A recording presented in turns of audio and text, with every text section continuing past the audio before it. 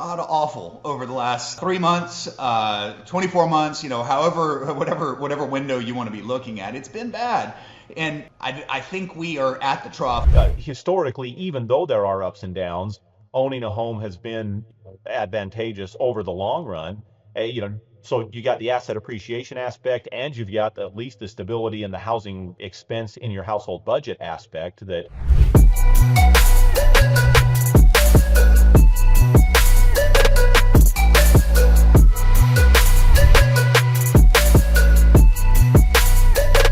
Episode 22 of Market Moves with Mark and Jeff. Jeff, we've gotten a little bit of feedback from the listeners that we seem to be a little down. In fact, I've had a few people call or write and say, "How you doing? Are you doing okay, Mark?" And so I think we maybe have been a little bit pessimistic talking about waivers in the economic climate of the U.S. real estate market, and so thought this episode here would be a great time to introduce a little bit of optimism and make the case for 2025. What do you say?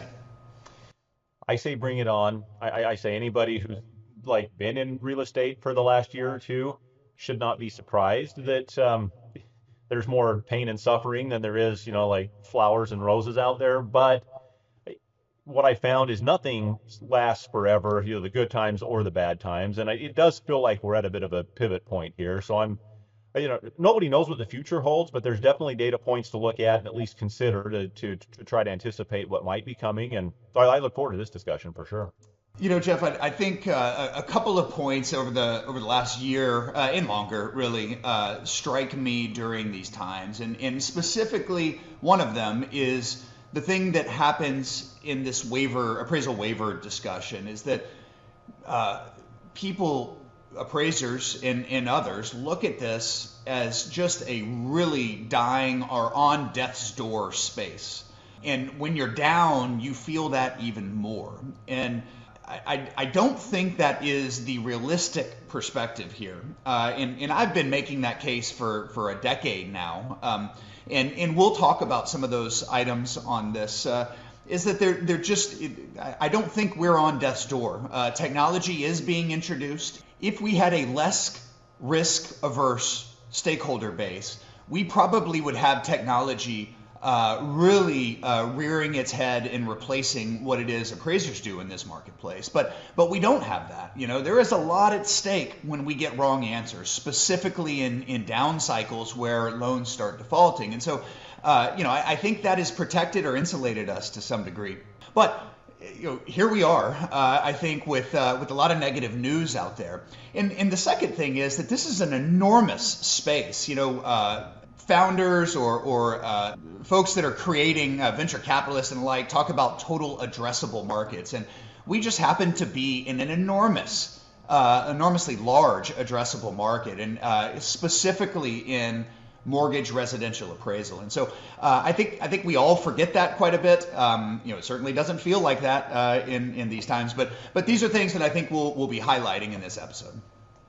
Yeah, you bet. In down times, it's easy to focus on that trend or kind of the negativity, and yet, the real estate in the United States, residential real estate, is a massive asset class. People have a lot tied up in that and care what the value of those assets are. And like a lot of things, what we do over time will evolve, but there's a need for it for sure. Yeah. Well, so in making the case for 2025, and let me preface this for both Jeff and I here, we're not necessarily saying that this will be the case in 2025. In fact, I do think there is some room for pessimism possibly. But if things were to go well, which I think is a decent outcome in terms of probability, these are reasons that we all can hang our hats on, whether we're appraisers, agents, or brokers, lenders in the space. These are the things that we can be looking at here, both in the micro and in the macro. Yeah, you bet, Mark. And I'm excited to jump in. I know that you've compiled a few stats and some statistics that we can look at and kind of understand historically where things have been, and then going forward, what may be. Of course, we're not guaranteeing that past results are indicative of future outcomes, but On the other hand, all we have is the data that's already taken place to analyze and then try to interpret as best we can. And I see some signs, for reason for hope and some signs that say, hey, there's probably some headwinds as well. Which will prevail? I don't know. Will they cancel each other out? Remains to be seen. But I think it's worth at least considering and analyzing what do we know and what can we reasonably expect in the coming year. Good stuff. Well, to kind of foster our discussion here, we've assembled a few charts and graphs to kind of pull upon and paint a picture one way or another. Notably, the first three or so slides are really built upon the stance that it can't get any worse.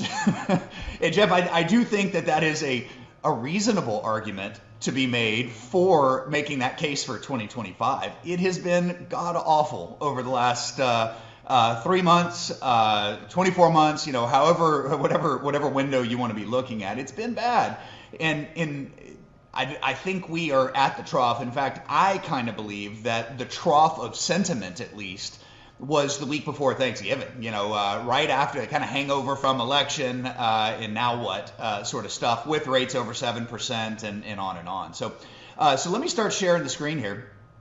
Yeah, and as you do, Mark, it's just indicative, or reminds me of the conversation that we just had last week with Danny Wiley from Freddie Mac, who, in that situation we were talking about appraisal waivers and the impact on volumes, and I think rightfully so. I've heard him and others point out, look, volumes are just down. It's not that we're using all waivers and not ordering, nobody's ordering appraisals anymore. It's that the number of loan originations is way off from what it had been a few years ago. And so when you're used to seeing more work than you know what to do with, when you're all of a sudden waiting for the next thing to come in the door, you start looking for things to point at, and maybe they just don't need appraisers anymore. Well, I really don't believe that that's the answer or where things are headed. But it's this low volume, it impacts everybody, and I think we've all been feeling that.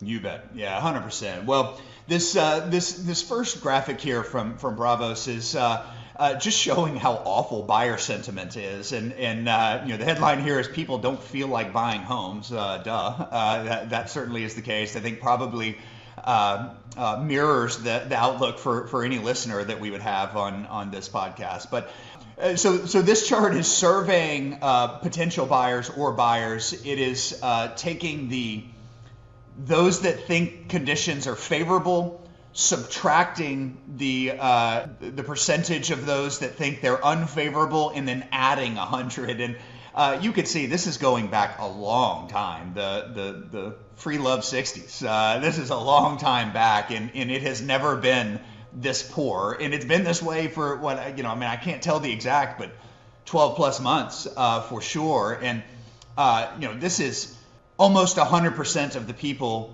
asked, the buyers asked, is this good buying conditions, say hell no. Yeah, no doubt. I was having a conversation with a homeowner not very long ago, talking about high mortgage rates. High from their recent historical perspective.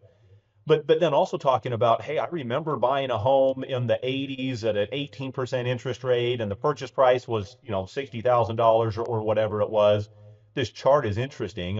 In double digit and high double digit interest rate environments of the 80s and 70s, the home buyer sentiment was even more positive at that point than it is, currently. And I hope you're right. I guess technically or mathematically, it could get slightly worse, but not very much worse. As I look at a graph approaching the 20s, where it was like in a 40 basis point level back in the 80s.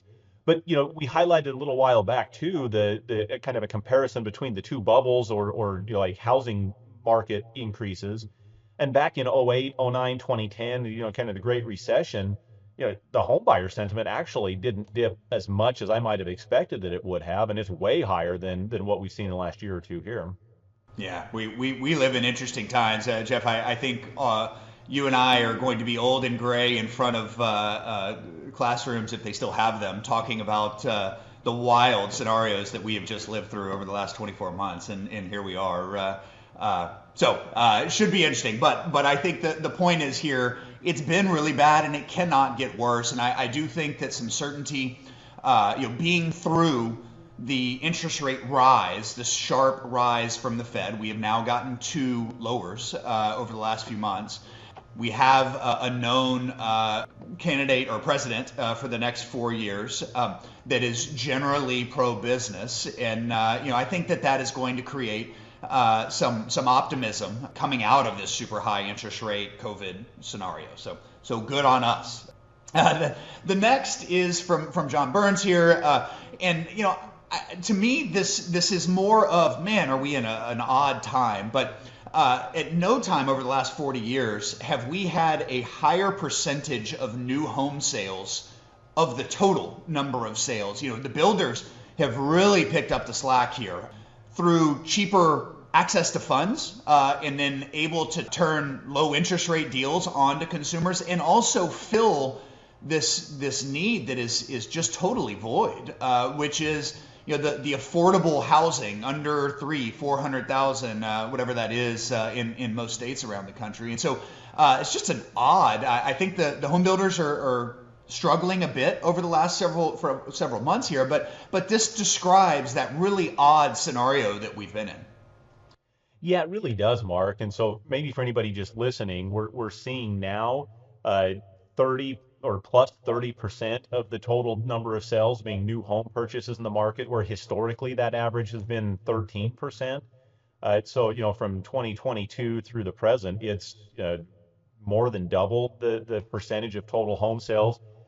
Part of what's going on there, I think, is I'm also seeing statistics that are showing that existing home sales are like at a low since 1995. And so part of the reason that the new home sales is such a high percentage of the total volume is that existing home sales are way off pace from what they have been historically, even as the population has increased and there are conceivably a lot more potential market participants out there.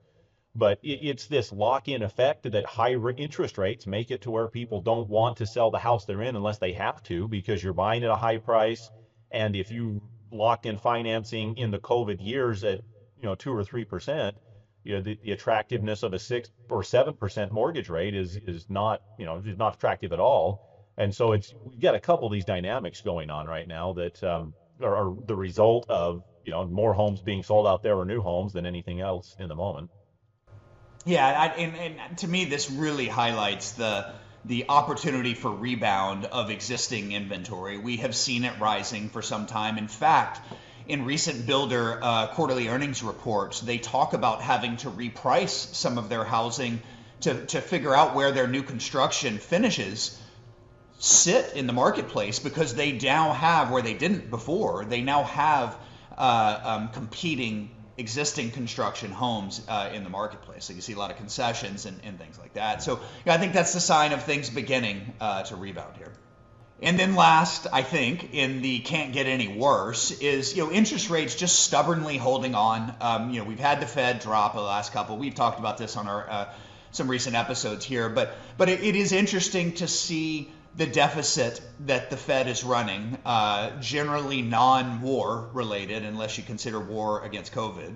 But I think everybody has really been concerned over this negative spiral or deficit spiral that we've been on, and in the way our politics works is, how do you ever get out of it?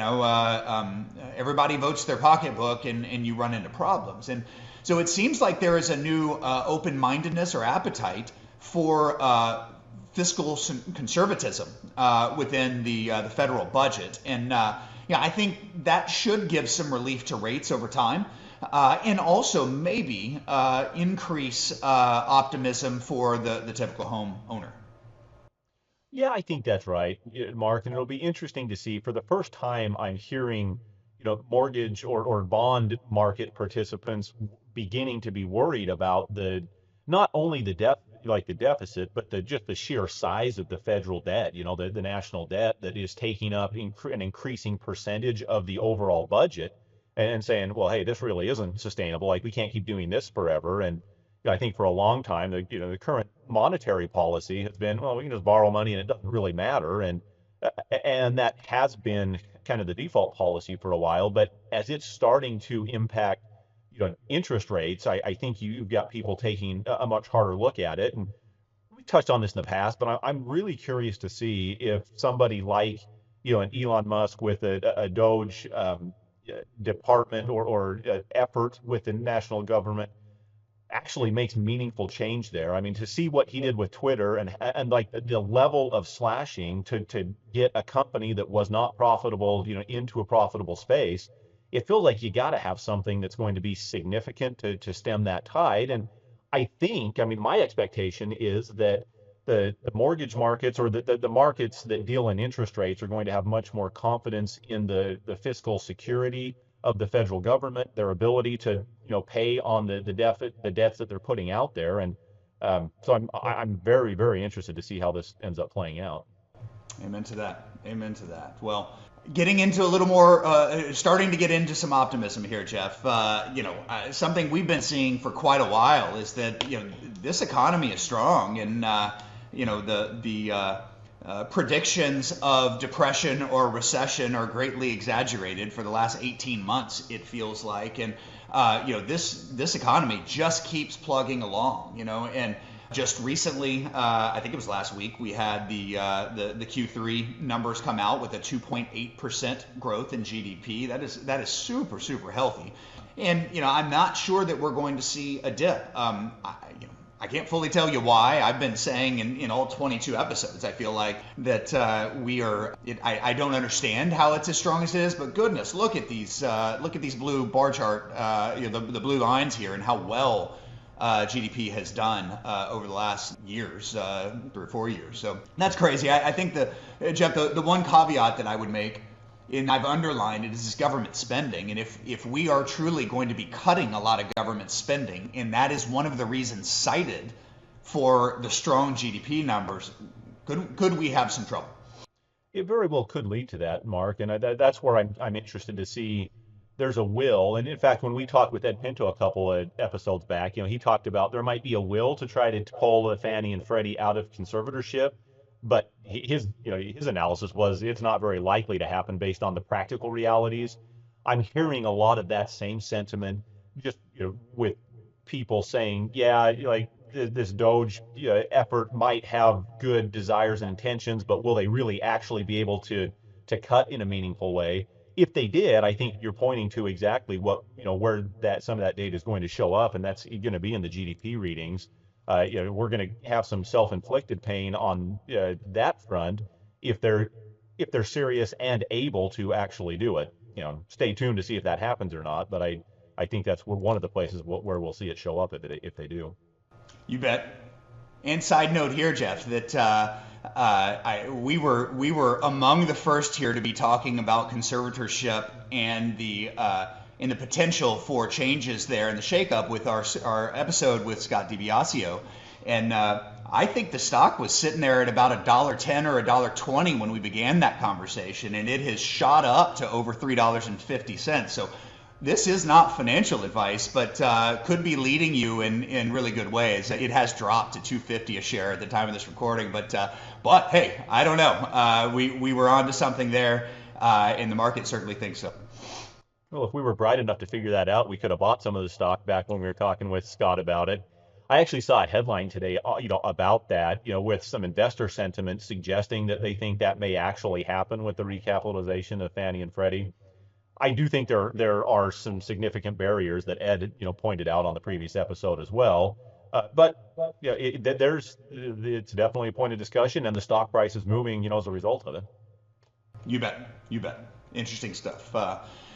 Just to timestamp this, we are looking at interest rates today at 6.84%. So rates are under 7 right now. They've been kind of stubborn over 7 over the last 60 days. So here we are with rates a little down, and I think we'll go through some forecasts of Fannie Mae, at least, that's got them going a little lower. So I think just important to timestamp that, and rates alone not being as shockingly high as they have been will help. Yeah, you definitely have a short-term memory and then longer-term data. And so when you've gone from this 2 and 3% interest rate to 6, 7, 8%, it feels like your world's been turned upside down. And, in some ways it has been. It does seem though that we're sitting now at a much more typical kind of mortgage rate environment if you look at over the the longer term. And it's interesting to see what Fannie's projecting as far as what the coming years are going to bring for average mortgage rates, because they're not saying, hey, you're going to be back at 2 or 3% or even 4 or 5. And so I think the long term, well, the moderate term outlook is bouncing in the sixes. You bet. You bet. Well, so the next thing, goodness, I am sorry to whoever I grabbed this from. I don't remember the account on X that I grabbed this from, but maybe I'll find that at some point and plug it. But this was just a summary of home price predictions in 2025, organized alphabetically. And man, everybody but one is, except Moody's, who was notably pretty awful in 2008, great financial crisis. But everybody is suggesting at least a modest increase for prices. And Jeff, this is quite a bit of a different story from the affordability must get better and has to be a crash in prices. What do you make of this? Yeah, it's such a good question, Mark. I mean, I don't exactly know. Yeah, and there's a pretty wide range here from a 0.5% increase over the year to a 10 and 10.8% increase from Apollo. Most are saying 2, 3, 4% annual increase, which is historically probably a pretty safe bet. I mean, that's not an unusual rate of appreciation for residential home pricing. Moody's may have a little PTSD, and so they're hedging bets a little bit and saying, "Hey, we're going to be out ahead of the curve, guessing at some sort of price contraction." I saw for the first time an article that was talking about a buyer's perspective of, if home prices stay flat, I expect my income to be increasing to maybe catch up to or begin to address affordability on the buyer's income side, which is not a story or a perspective that I've really heard shared in the past, in part because home pricing was going up at such a rapid rate that very few, if any, had a reasonable expectation that their personal incomes were going to increase at 10 or 20% annually. And so, that seemed like a far-fetched way to bridge that gap. Now, we've talked in recent episodes that there is an affordability issue, and I distinctly remember seeing a montage of, like modest forecasts like this before the great financial, crisis. Like, there are things that tend to happen that are hard to predict or see coming. I don't I don't see anything that says we're going to drop 20, 30, 40% in home pricing. But there are the affordability challenges that everybody's, seeking to solve, whether it's a longer term, let the incomes catch up with home pricing, or there's some other impetus that causes the home pricing to change. But the consensus view here is that modest increases consistent with historical trends is what the expectation is for 25.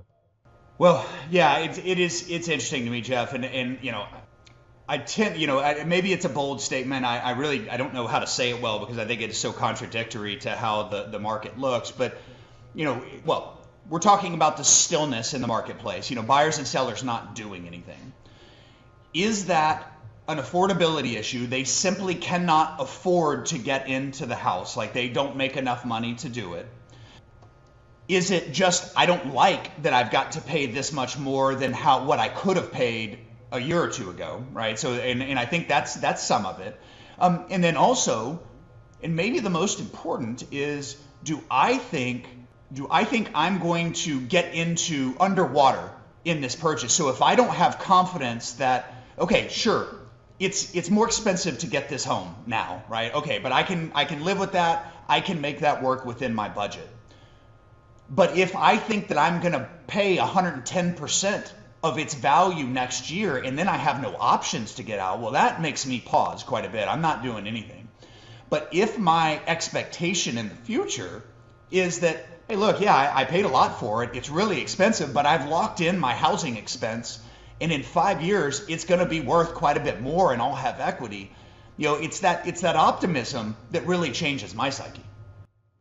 Yeah, that's such an interesting point. In fact, my wife has been on a little bit of a Dave Ramsey kick, and it was just interesting that he was actually making a very similar argument for locking in a fixed rate mortgage because the problem with renting is even if it happens to be less expensive than what the mortgage rate is going to be, you don't have control. It's a variable, expense in your household budget where you get into the 30-year fixed, mortgage, and he's advocating for a 15-year fixed. But if you got a fixed rate, you know what that is going to be. And you made an interesting comment, offline, Mark, that rarely have you been worse off 5 years down the road from a purchase of a home if you've purchased that, even during a time of receding home prices and stuff. In the great financial crisis, they came back, and in our episode, we're comparing the housing bubbles. They're way higher than they even peaked out at the last time. Historically, even though there are ups and downs, owning a home has been advantageous over the long run. So you got the asset appreciation aspect, and you've got at least the stability and the housing expense in your household budget aspect that uh, I would expect will drive people to kind of get accustomed to whatever the current interest rate is. Yeah, this affordability thing is really interesting, and you and I have talked about it on a couple of episodes, and clearly it is more expensive to own a home now, and I think that the easy answer is saying, well, that is why we have the stillness out there.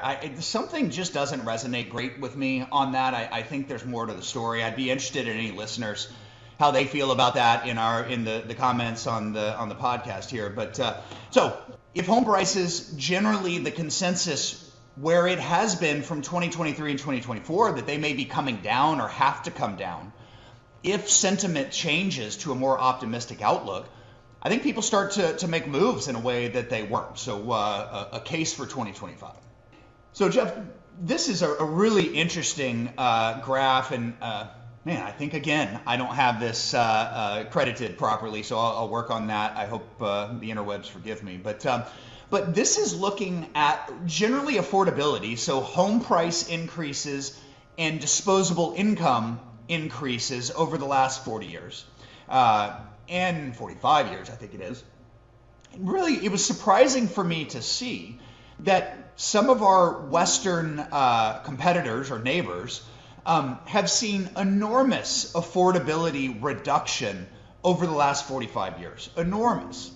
And here you have the US circled in the bottom right, and hardly at all have we seen affordability changes. Now, maybe that's this chart is not fully up to date, so maybe it's gotten worse in the last few months and whatnot. But no matter, we are nowhere near the housing price increase versus the more modest disposable income increase. And so, what this tells me is that there is a buyer psychology in Western home ownership outlook that says I can pay more for a house on whatever income I have. And I think we don't have to look far to that psychology with our friends in New York or California that have rationalized something, an affordability much worse than where we are here.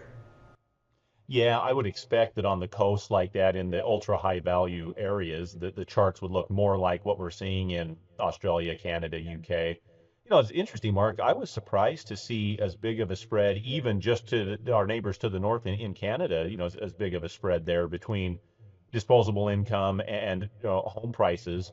Uh, it does this gave me some context that I maybe hadn't really considered as to how does affordability compare here to some of the other markets. And notably, we don't have a country like Mexico up here. And in a recent episode, we highlighted similar kind of affordability policies trying to be addressed by incoming president there as well. So it's a concern, but I would be curious to see how they stacked up. But it I wasn't expecting U.S. to be as consistent with the income and the home prices as they are. Interesting to see how big of a spread there is in a number of these other countries. I am sure there are a myriad of reasons to explain all this that you and I on this podcast are too naive to understand. So, if anybody understands it, great. But I do think, I live in a suburb in Houston, and I know for sure that the way Californians and New Yorkers view homeownership, especially in the big desirable cities, is quite different than how I do, and that works in that environment. And there are a lot of factors for that, but they make it work where it's hard for me to fathom. Yeah, you bet. You get different markets within the country, which is really interesting. But there is this desire, and I think as we're talking, proven out uh, benefit from long-term home ownership, and so even in high-value areas, people find it advantageous to find the way to be able to purchase the homes. So Jeff, maybe it is not a change in affordability and a crash in home prices that moves the market. Maybe it is a change in psychology, getting over the sticker shock of the change in affordability, and figuring out how to get into an asset that a lot of people want. I don't know. I think you're right. It's taken time for the psychology to change, I think, among market participants. But my sense is that it's starting to and it's coming, and people will put off for convenience. It's funny. I mean, I remember in the lowest interest rate environments, people were proud of like, what their specific mortgage rate was, and so getting out of that mentality into, hey, I've outgrown my home and I really do need something different, and I don't want to put off the change that my life circumstances are dictating any longer.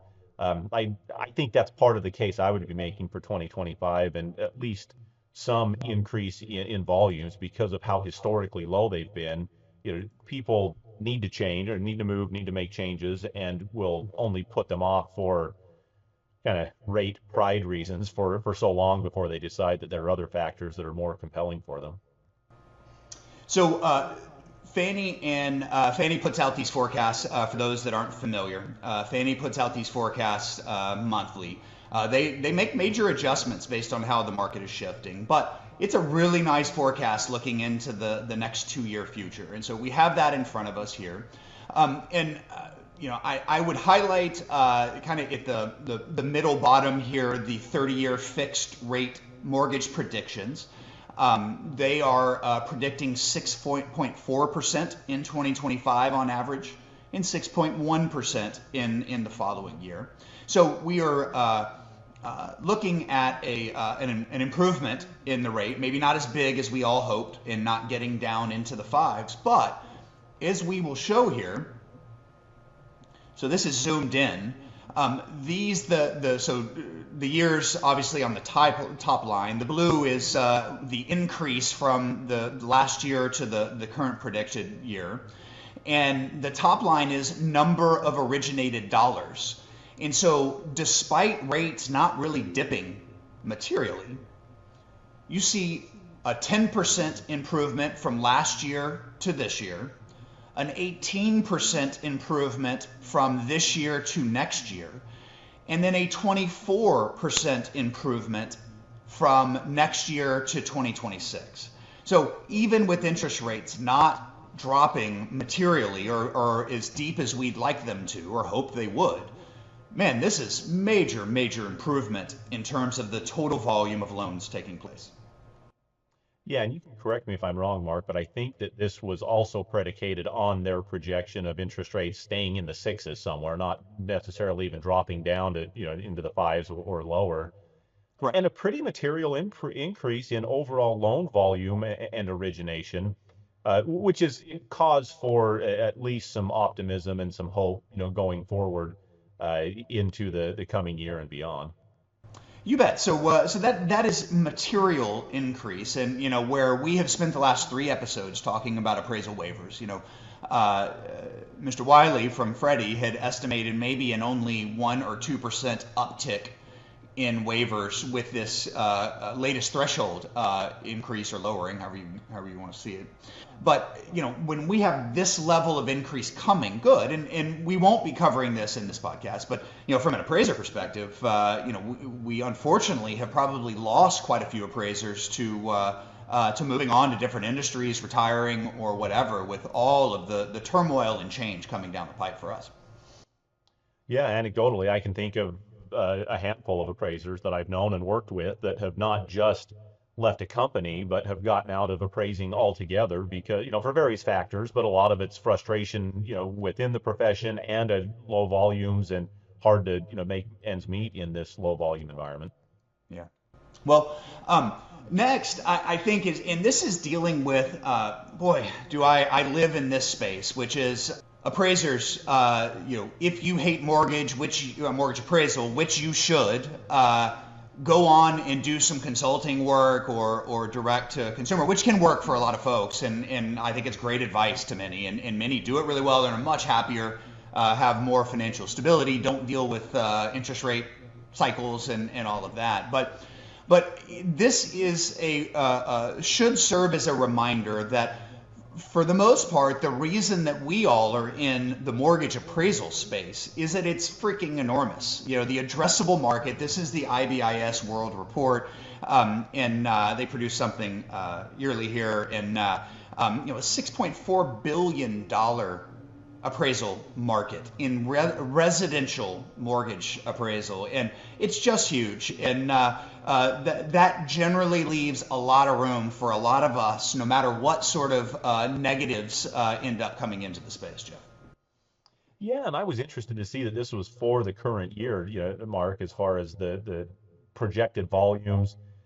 Interesting to see, what is estimated as the addressable market for management companies, for commercial real estate, consulting, and others. And I can tell you anecdotally, when I look on Facebook, the recommendation is, stop doing work for AMC, stop doing mortgage work, just do private work and stuff. And I think you're exactly right. For some, that works well. We've got, collective friends that do that stuff, do it well, or kind of the local market experts. And that's great. I mean, I don't begrudge anybody doing that. It has its own set of challenges and nuances that are different from what you deal with in the mortgage space. But if I'm just saying, of all of the sizes of pie that I want to go after, it makes sense to find a way to serve effectively in the biggest one, which is in the residential mortgage appraisal space.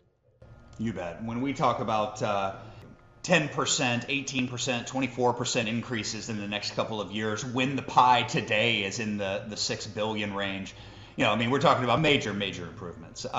And so that should help all of us. So certainly a case for 2025, and I think one that we all lose sight of, because no matter how big it is right now, we're all pretty hungry. We're looking for work out there. This next is an estimate of the global real estate appraisal market, and I think what's useful in this is just the growth over the next, not just next year, but over the next 6 years, and into 2030, and how much. I think every report that I've seen, and I have in my position in my professional life, I have to look at this sort of stuff quite a bit, and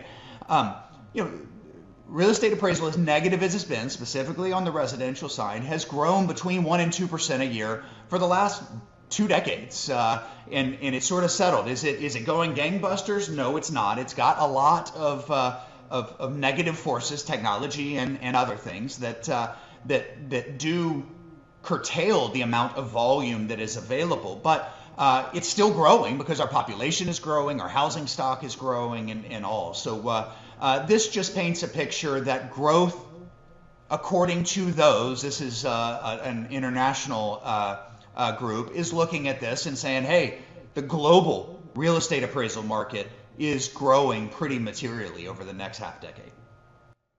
Yeah, exactly. It's a steady trend here, and this graph threw me off just a little bit because you got 2020 through 2023, and then it jumps to 2030, and yeah, it shows that big increase. But I think the implication here is that it's going to continue to trend positive at about a similar rate for the next 7 years, or 6 years, or 5 years. I don't even know what year we're in anymore, but from this graph, next 7 years into 2030. Reasonable expectation in my mind that there's going to be continued demand for residential appraisal services and the fees that correspond with that. Yeah, and just interesting when we look at the U.S. market of roughly 6 billion. It's kind of interesting to see the how big the U.S. market is in terms of the global market for valuation, which is quite interesting, and we're 10 to 15%, I think, globally, and it's pretty cool to see that. I think this is the last one, Jeff, here, and this is just, I don't know, if we should interpret this exactly, but it is a chart that I saw, and I think that's probably the sole justification for putting up here. It is a chart that I saw. But Jeff, I thought notable here is technology-enabled platforms. I think this takes me back to the appraisal waivers, and AVMs and whatever else is out there that is eating into the more traditional work that appraisers have done. And it's a small percentage as it sits right now. Will that change? Sure. That will grow over time. Will it turn on its head overnight? I can't imagine a scenario where that takes place, and certainly not in 2025.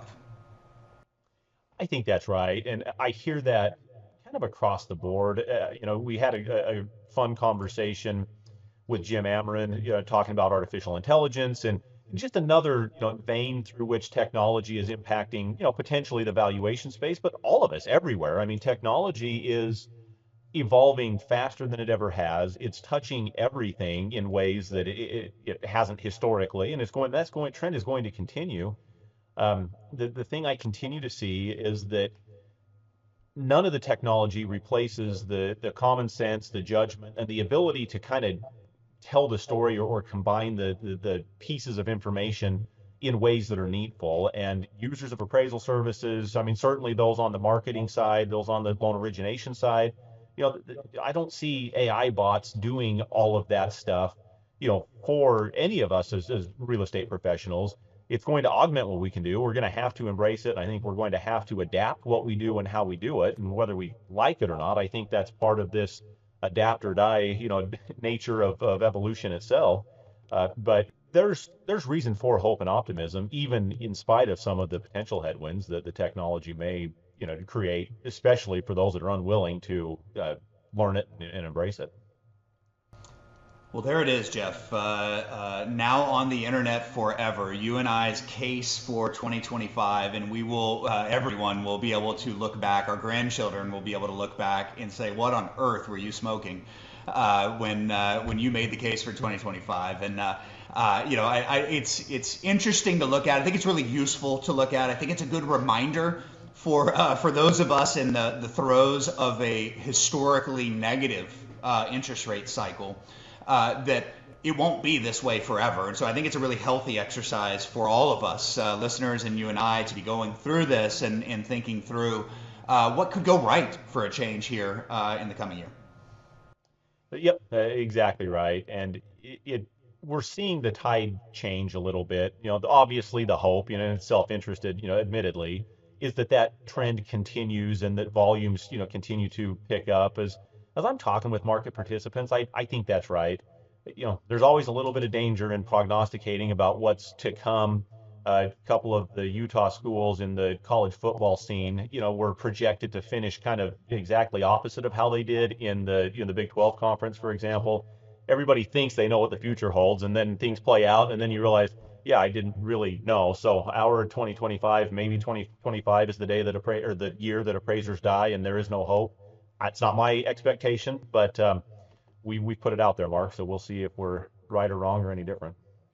All of the market participants, most of which are the type of folks that are listening to this, are the men and women in the arena, doing. And that is a difficult time because you don't know what tomorrow is going to hold. You don't know how it's going to go, but you're out there trying and working hard to get things done. And so it's an honor to be in that arena, I think, and it's a really fun time to do that because it is so unknown and unpredictable. So I'd say good luck to all of us in 2025.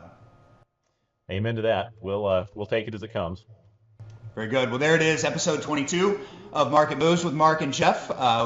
Look forward to your comments in the comments section on the case for 2025 and any other topics that you'd like us to be covering in the near future. Looking forward to it, and until next time, Mark. Take care.